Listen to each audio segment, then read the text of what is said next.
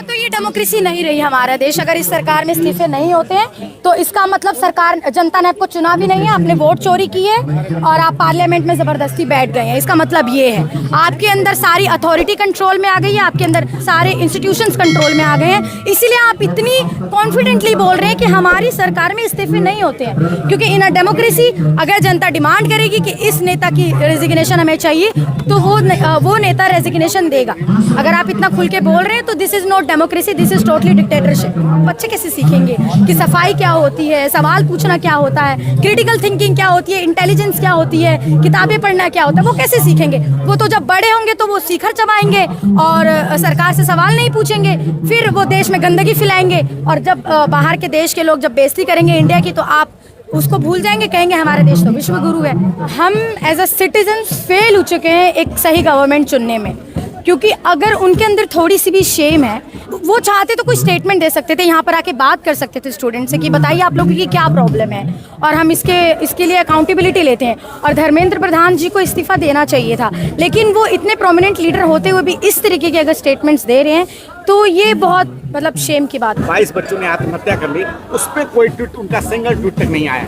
उन्होंने ट्वीट मणिपुर के टाइम पे भी नहीं किया था। मणिपुर में इतने सारे नक्सलाइट्स हो रहे हैं, वो बोलते रहते हैं कि हमने कश्मीर में धारा 370 लेके आए, फिर ये सब चीज़ें हुई, मतलब कश्मीर बदल गया है। आप पाकिस्तान से अपने आप को कंपेयर करते रहते हैं, आप चाइना से कंपेयर करिए, आप चाइना से कंपेयर करिए, वहाँ के स्कूल्स की कैसी हालत है, वहाँ पे इंफ्रास्ट्रक्चर कैसा है। बल्कि वो कंट्री डेमोक्रेट नहीं है तब भी उस कंट्री की भी अपनी प्रॉब्लम्स है, लेकिन आप अपने आप को ऊंचा दिखाने के लिए ऐसी कंट्री से कंपेयर कर रहे हैं जो कि आपका कंपटीशन होना भी नहीं चाहिए। आपका कंपटीशन उन कंट्रीज से होना चाहिए जो कि हैप्पीनेस इंडेक्स में बहुत ऊपर है, जो कि इंफ्रास्ट्रक्चर में आपसे बहुत ऊपर है, AQI में आपसे ऊपर है, हमेशा एम्प्लॉयमेंट रेट वहाँ पे बहुत कम है। आप यहाँ पे हिंदू मुस्लिम करते रहेंगे, जनता को पागल बनाते रहेंगे और जनता आप देख सकते हैं कि जागरूक होंगी और हम हैं जागरूक करने के लिए। We will aware people.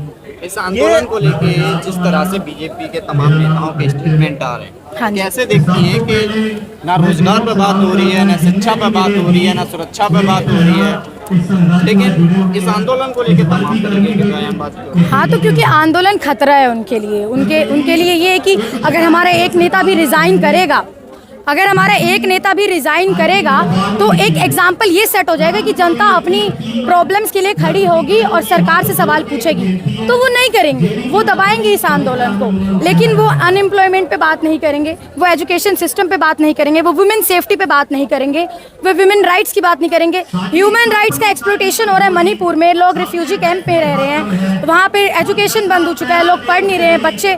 Abhijit Dipke ने कितने सारे प्रेस कॉन्फ्रेंसेस दे दिए अभी तक, और वो एज अ प्राइम मिनिस्टर उन्होंने आज तक एक प्रेस कॉन्फ्रेंस नहीं दिया। ये डेमोक्रेसी होती है, ये डेमोक्रेसी होती है कि आपने आज तक एक प्रेस कॉन्फ्रेंस भी नहीं दिया है, ना सवालों का जवाब दिया है। आप मीडिया नॉर्वे की जर्नलिस्ट को इतना लथाड़ रही थी कि ये जर्नलिस्ट का नाता यहाँ से है, वो जर्नलिस्ट का नाता यहाँ से है। वो जर्नलिस्ट यहाँ की जर्नलिस्ट से बहुत अलग है, उनके लिए बहुत कॉमन है सरकार से सवाल पूछना। तो जब उन्होंने हमारे प्राइम मिनिस्टर से सवाल पूछा तो आपने उसको इतना ट्रोल किया, यहाँ की जनता ने उसको इतना ट्रोल किया, क्योंकि यहाँ की जनता के लिए कॉमन नहीं है। यहाँ की जर्नलिस्ट कैसे अलग है? यहाँ की जर्नलिस्ट इस तरीके से अलग है कि वो जनता के लिए काम नहीं कर रहे हैं, फोर्थ पिलर नहीं रही अब वो सरकार के अंडर आ चुकी है, सरकार के लिए बात करती है। प्रधानमंत्री मेलोडी बांट रहे हैं, प्रधानमंत्री कितने फेमस है, प्रधानमंत्री क्या झालमुरी खा रहे हैं, तो हर टाइम प्रधानमंत्री की तारीफ करते रहना और नेताओं की तारीफ करते रहना, हिंदू मुस्लिम डिबेट्स करते रहना और मुद्दों पे बात ना करना।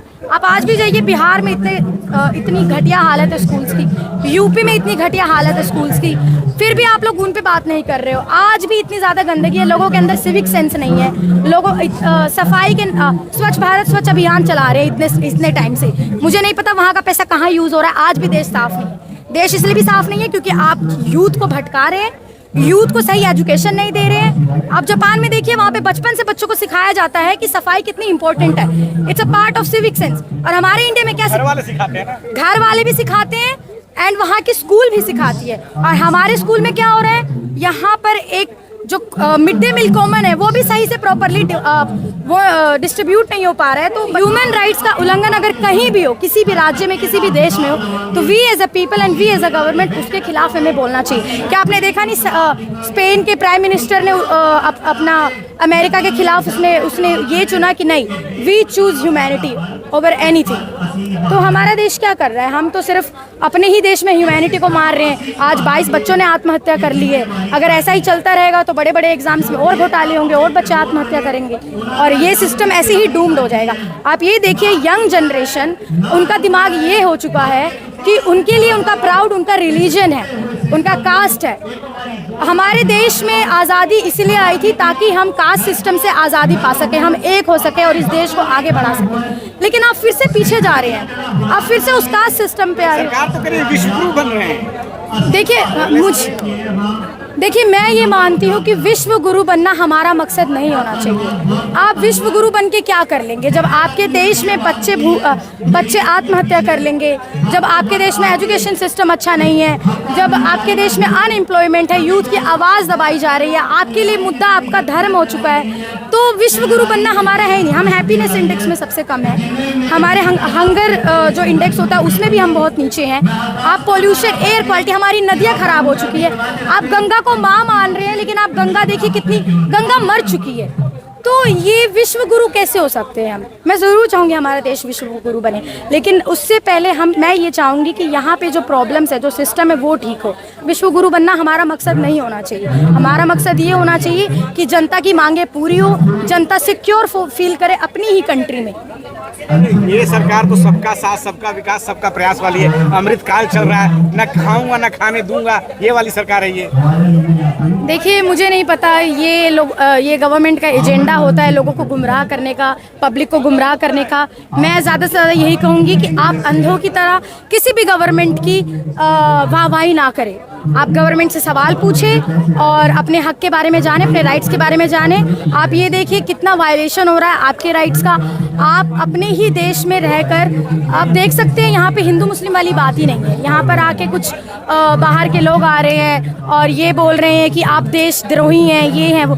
तो अगर सरकार से सवाल पूछना देशद्रोही हो चुका है, तो सबसे बड़े देशद्रोही वो लोग हैं जिनकी वजह से यहाँ पे बच्चे मरे हैं 22, और जो पेपर इतने लीक हो रहे हैं। इनके बच्चे बाहर पढ़ेंगे और यहाँ पे बच्चे एक यूनिवर्सिटी भी सिक्योर नहीं कर सकते। इसके बावजूद भी कुछ लोग यहाँ आके कह रहे हैं कि राजनीति हो रही है यहाँ पे सिर्फ। नहीं, ये राजनीति नहीं है, ये टोटली स्टूडेंट्स का प्रोटेस्ट है। आप अभिजीत दीपके सर को देखिए, जब नरेंद्र मोदी जी के बारे में लोग पर्सनल कमेंट कर रहे थे तो उन्होंने साफ साफ बोला कि नो पर्सनल कमेंट। ये पहचान होती है एक अच्छे लीडर की, ठीक है। उन्होंने बोला कि कोई पर्सनल कमेंट ना करिए किसी लीडर पे।